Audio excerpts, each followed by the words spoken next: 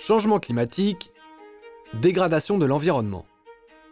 Partout, à travers le monde, les populations les plus pauvres sont les plus touchées, et notamment dans les pays en développement. Mais le saviez-vous? Les femmes sont les plus impactées par ces risques environnementaux parce qu'elles représentent 70% des individus vivant avec moins de 1 $ par jour sur la planète. Parce qu'elles sont déjà victimes de discrimination dans tous les domaines, et parce qu'elles occupent des rôles spécifiques dans les familles et dans les sociétés.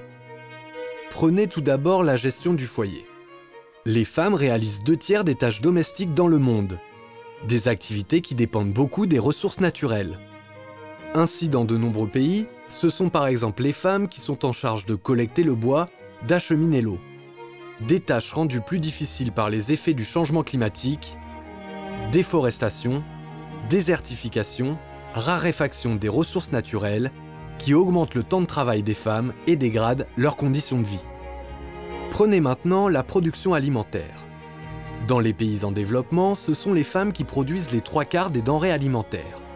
Une contribution essentielle à la survie des familles, mise en danger par les effets du changement climatique, comme les sécheresses, les inondations, la réduction de la biodiversité. Et ce n'est pas tout. Les femmes sont plus vulnérables face à ces menaces car elles sont déjà victimes de discrimination, notamment dans leur accès aux moyens de production, dans leur mobilité, dans leur accès à l'information et à l'éducation. Elles rencontrent donc plus de difficultés pour faire face et s'adapter à la dégradation de l'environnement et aux catastrophes naturelles. Et pourtant, en dépit de toutes ces inégalités, les femmes sont aujourd'hui des actrices incontournables pour répondre à ces enjeux planétaires, à travers leur savoir-faire traditionnel et les innovations qu'elles mettent en place pour conserver l'environnement, protéger la biodiversité, préserver les ressources naturelles.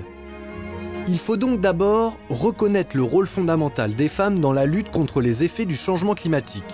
Il faut ensuite agir contre leur sous-représentation dans les instances de décision à tous les niveaux et permettre leur participation dans l'élaboration des politiques économiques, sociales, environnementales. Et enfin, pour réduire les inégalités que subissent les femmes, il faut placer leur autonomisation au cœur des projets de développement durable, notamment en facilitant leur accès à l'éducation et aux ressources économiques, et en favorisant une égale répartition des tâches et un meilleur partage des décisions entre les femmes et les hommes. C'est pourquoi investir en faveur de l'égalité femmes-hommes et reconnaître les femmes comme actrices du changement sont des priorités mondiales. Pour agir efficacement face aux défis environnementaux et sociaux, pour favoriser la résilience des populations et pour augmenter leur capacité d'adaptation au changement climatique partout à travers le monde.